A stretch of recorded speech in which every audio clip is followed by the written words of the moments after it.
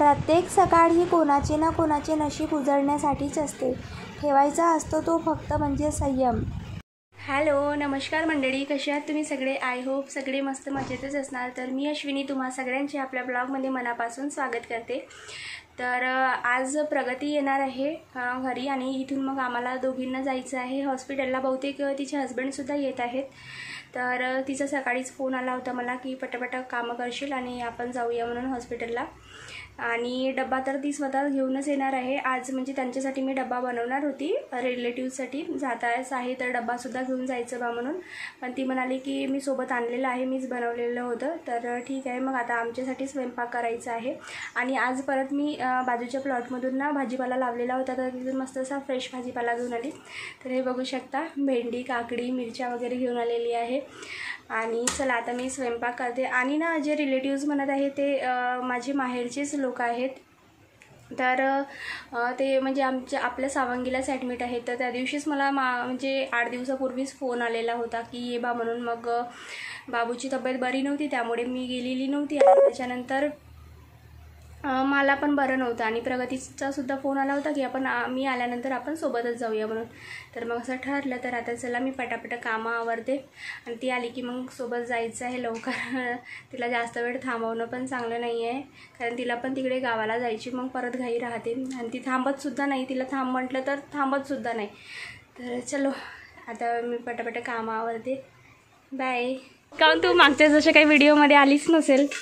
आली होती ना. मग पाय इकडे गोरी गोरी दिसून राहिली प्रगती मॅडम. बापरे, काळीचं गोर करून टाकायचं. मग पाय ना, खरंच गोरी गोरी येत आहेस. प्रगती आणि मामाजी आले होते ना, तर माझे थोडेफार कामं बाकीच होते आणि भाजीसुद्धा बनवायची होती. तर मग म्हटलं की आता प्रगती आलीच आहे तर आज तिच्याच हातची भाजी टेस्ट करूया म्हटलं आपण.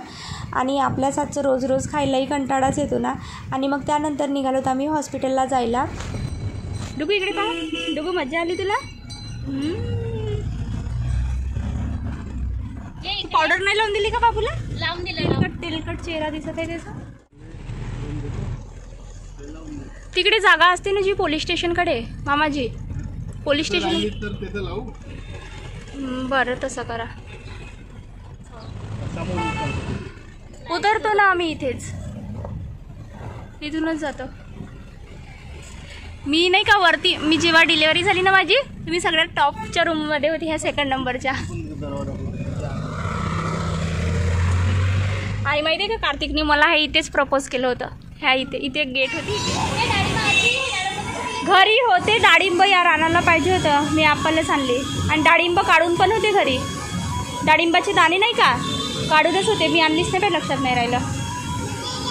अरे तू ते उचलू नको डुकू, तुला पेलते का ते? पाणी आहे ना पण? नाही, मला पेशंटला घेऊन जायचं आहे.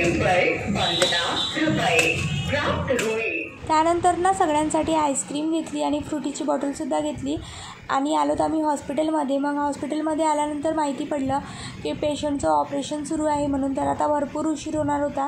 तर आता त्यामुळे मग आम्हाला ना पेशंटला भेटल्याशिवाय घरीही नव्हतं जायचं. तर मग इथे आम्ही टाईमपास करत बसलोत सगळेजण आणि गप्पा मारत बसलोत.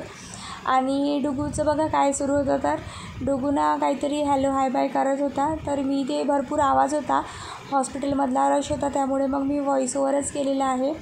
आणि इथे बघा प्रगती कशी हाय हॅलो करत आहे. तर आणि तिची रिॲक्शन बघा. प्रगती मॅडम ब्लॉग बघत आहे आपला.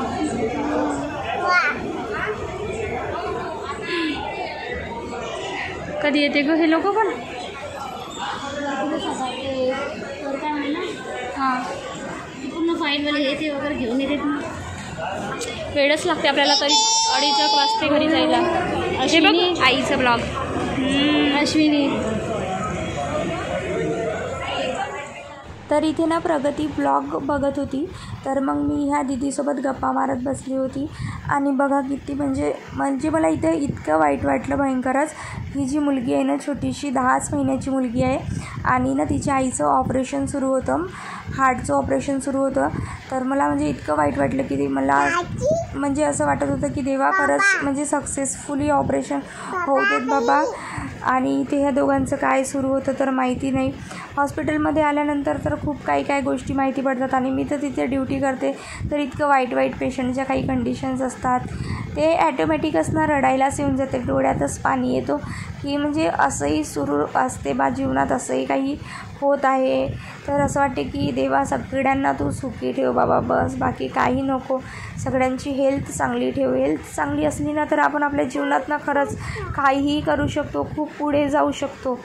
आणि इथे बघा हे दोघंजणं एकमेकांना चिप्स शेअर करून खात होते. आणि फायनली मग मी इथे भेटायला आली दादूला. याचं ऑपरेशन झालं होतं आणि परत 6 महिन्यांनी याचं ऑपरेशन करायचं आहे. आता थोडं त्याचं वय कमी असल्यामुळे आता ऑपरेशन केलेलं नाही आणि वजन पण कमी असल्यामुळे तर पुन्हा 6 महिन्यांनी करायला सांगितलेलं आहे. त्यानंतर ना निघालोत आम्ही घरी जायला. भरपूर उशीर झाला होता, नाही म्हणता तरी 4 वाजलेच होते.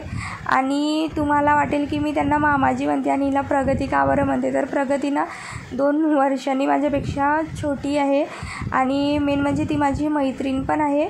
खूप छान आमचा असा बॉन्डिंग आहे आणि रिश्त्याने ती माझी आत्या लागते, म्हणून त्यांना ना मी मामाजी म्हणत असते आणि ती माझी आत्या. पण मी ना तिच्या नावानेच तिला बोलवत असते, ती छोटी असल्यामुळे. ओके, तर अशा प्रकारे आम्ही निघालोत मग घरी जायला, कारण ना म्हणजे भरपूर उशीर झाला होता तर डुगूलाही भूक खूप लागलेली होती. तर ओके मैत्रिणींनो, हा जर का व्हिडिओ आवडला असेल तर लाईक शेअर सबस्क्राईब करायला विसरू नका. आणि चॅनलला नवीन असाल तर नक्कीच सबस्क्राईब करा मैत्रिणींनो. ओके चलो, उद्या भेटूया नेक्स्ट ब्लॉगमध्ये. बाय.